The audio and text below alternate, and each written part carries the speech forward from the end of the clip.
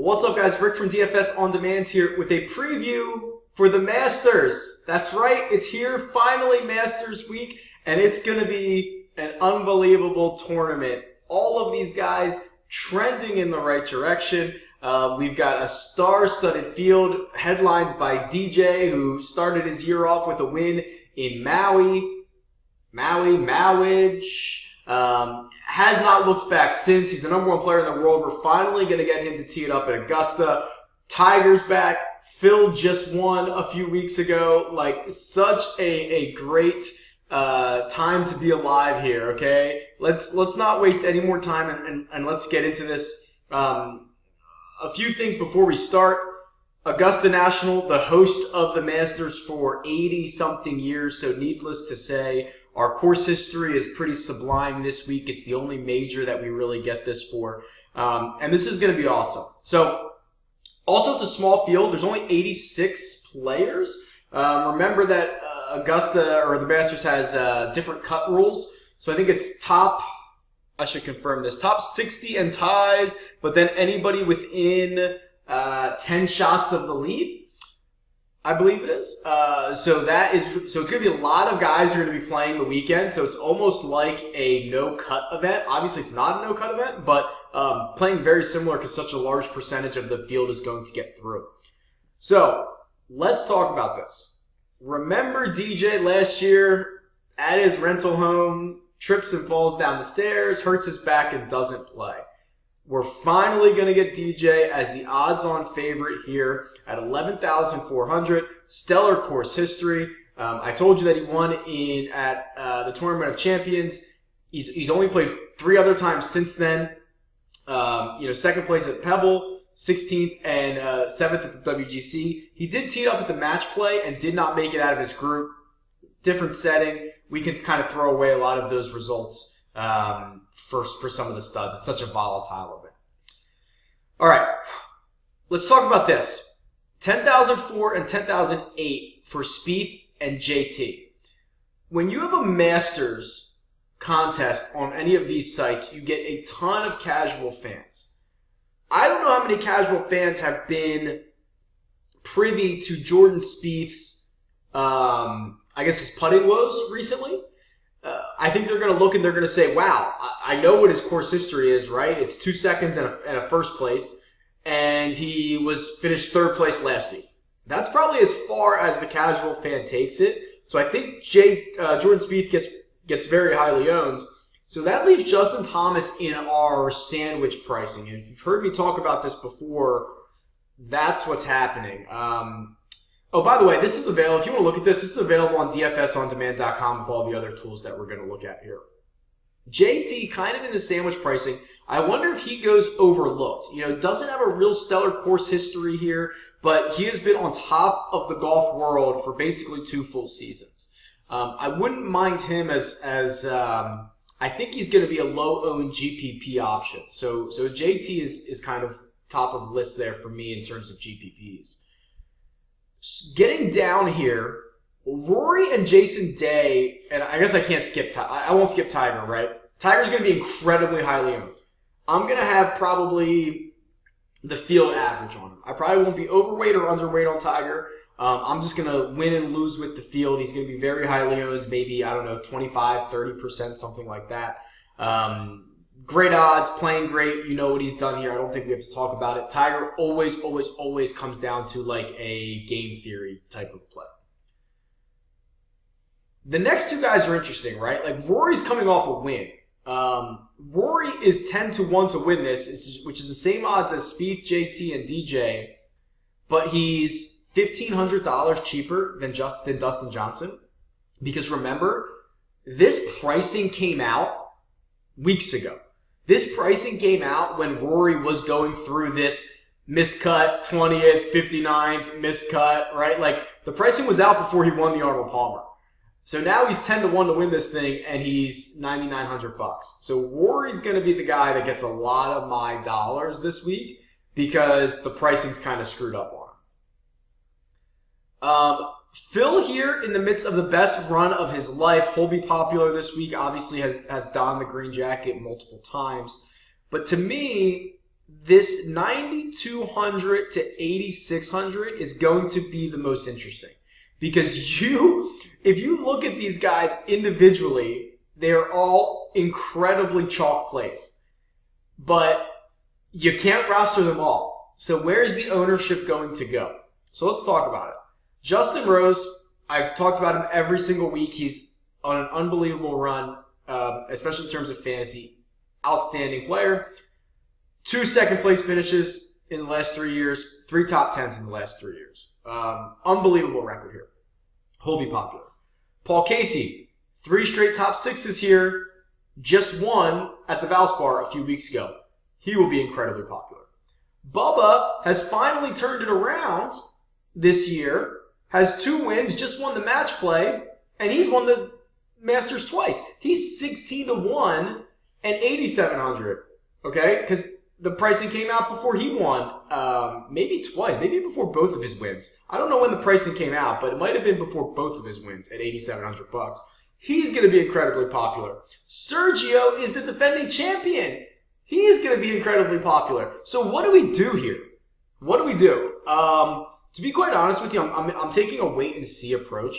I'm going to try to get my finger on the pulse of the industry and see what others are doing and probably bob and weave. Like, I'll roster any and all of these guys in contests. I think that Justin Rose and Paul Casey are probably the safer options. I think Bubba Watson and Sergio Garcia are probably the high-risk, high-reward options just on the surface of it. But if I find out that Paul Casey is going to be under-owned or any one of these guys is going to be under-owned, I'll be investing pretty heavily. If you just look at the Vegas odds, Rose and Bubba are significantly better favorites or larger favorites than Casey and Sergio, which I'm leaning a lot on the odds this week because the pricing came out so early in advance. All right. I don't want to spend too much time here at the top on the cheat sheet, but there's so much to talk about. It's going to be incredible. I will also be investing pretty heavily in Hideki Matsuyama. So had that wrist injury, came back, didn't play particularly well when he did come back. I think that he's good enough to figure this out. Really good run here over the last 3 years with 3 straight top 11 finishes. Hideki's going to get a lot of my dollars. All right, I see another one, but I'm going to save it. I'm going to save it to the end. Koepka's withdrawn. Don't worry about that. Let's see. I scrolled past one. If you're observant, you know who I'm going to talk about, but I'm going to talk about it at the end when we do our little segment here. I think Adam Hadwin's interesting, right? So he's playing really well. We've talked about him a lot recently too. But 3 straight top 12s. He added a 3rd place back at the Career Builder. We've seen him go on stretches. I wonder if I can pull up his putting stats real quick. Stand by. All right, so here we go. So here's Adam Hadwin this year. He's 131st in strokes gained putting, which is very uncharacteristic for him. Going back to 2017, he was 18th on tour. 2016, he was 12th on tour. I wonder how far back this goes. 48th. And then I guess what, they don't have the rankings here. But my point is, he's a much better putter than what he has shown in the first 25 rounds here this year. I don't think that's something that you necessarily lose. Like, guys fall off a cliff in golf all the time. But putting, you see guys who putt well into old age all the time, right? So I'm wondering if this is preparing for a course correction where you get Adam Hadwin, who despite losing strokes on the greens, has put together a pretty good stretch of 4 tournaments here. And, if he can turn that putter around, maybe he goes out and goes low here, right? So I don't think that's terrible. I think he's due for a little bit of a course correction. Charlie Hoffman. I bet Charlie Hoffman, I don't remember what year it was. Maybe it was 2015. He was in the final group, and he hit what was the most nervous first tee shot I've ever seen in my entire life, where he literally took a swing like I would take, and he only pulled the club back like halfway and yanked it into the trees and shot some ridiculous number on Sunday to fall out of it, but that's another story. Russ Henley finding a little magic recently. So 8th last week. He's got a top 10 here last year. So just kind of looking for some converging trends. Ryan Moore's shown some good stats here in the past. Zach Johnson, obviously, is always going to be popular here. All right, so we're going to come back here for another section, which I think is worth the time, but let's scoot over to the course history real quick. And remember that my course history goes back only to 2008, so you don't get a lot of Phil's. I think 2 of Phil's wins are not in here. Tiger not, but still, these guys are near the top of the leaderboard in DraftKings points per start. So I only have 1 of Phil's victories here, and you can see he has just absolutely dominated this event. Kuchar's up here. I mean, these are all the names that you would expect to see. I'm looking for a little bit of bigger sample sizes to see if anybody jumps out. Koepka would have been nice if he'd played. So Cantlay in his only time he teed it up, 65 DraftKings points. Yeah, you can see how dominated this is by big names, right? So I think going with maybe like a stars and scrubs approach this week is going to be worth it, because the pricing's always softer for the Masters because a lot of new players come in. They want you to make really good lineups. So it's usually a lot easier to make lineups. And with so few guys going to miss the cut this week, I will be stacking as many studs as I can and taking a lot of value guys, which we'll talk more about value guys in a second. But let's throw it over to the tour stats real quick. So if you're new to this, I run this little correlation model where I look at the last 8 years of fantasy DraftKings scoring and the last 8 years of PGA Tour stats, and we see what stats correlate for each course. Now, with the Masters, we obviously have great course history. It's been at Augusta National every single year. So we can do this. So when I ran the numbers, here were the 4 most important. This is actually last week's. Stand by. Let me refresh this. All right. This is correct now. My bad.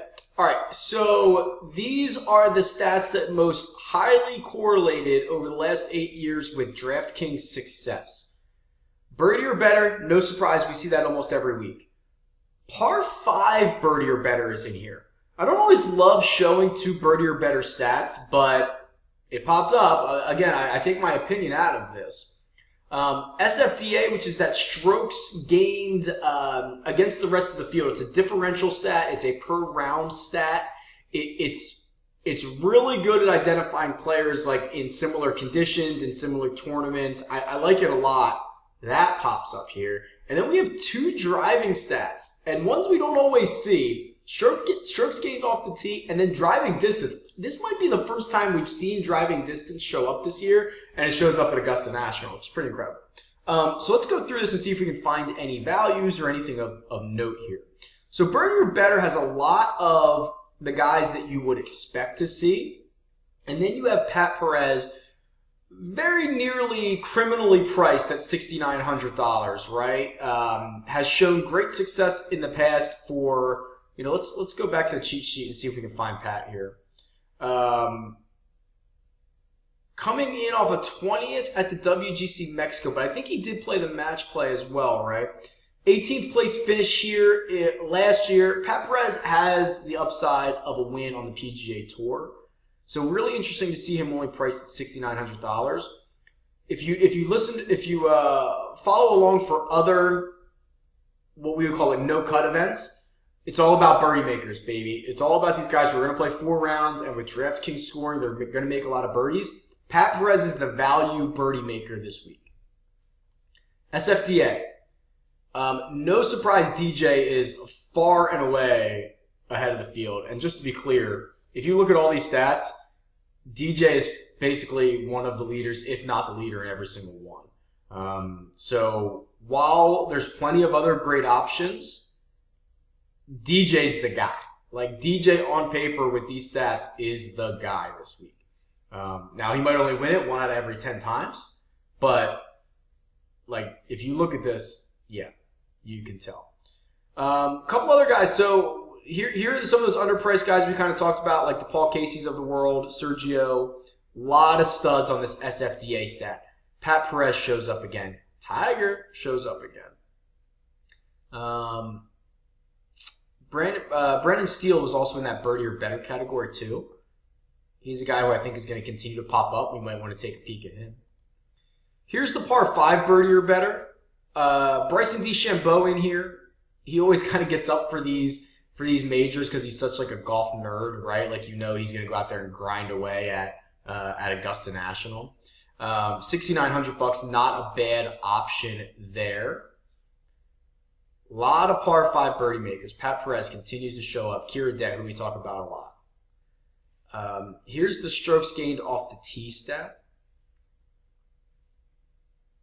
Steele pops off again. Bubba's on here. Who might be interesting? Louis, $7,900. Kind of falls down on a lot of other stat categories, but played well at the match play. And then driving distance, the names that you would expect. Steele sure does pop up here a lot, doesn't he? Kevin Chappell popped up on a couple of these. DeChambeau. Am I really going to talk myself into Bryson DeChambeau at the Masters? That's going to be a hell of a time. Yeah, pretty interesting. Molinari is a guy we've backed so many weeks because his stats are always really good. Seems to disappoint a lot. I don't know if I'll get burnt again on Molinari. Now let's go back and do this exercise that we always do at the end where we compare the Vegas odds to DraftKings salary. And if you've never seen me do this, the idea behind it is the DraftKings pricing should, and almost always does, correlate with the Vegas odds. The favorite to win is the highest priced golfer. Second favorite to win, second highest price, and so on. For the most part. This is extremely important this week because the pricing came out so early and never changed. The odds have obviously changed. So there are many more inefficiencies in pricing this week. And it's obvious. So we already talked about a couple of them.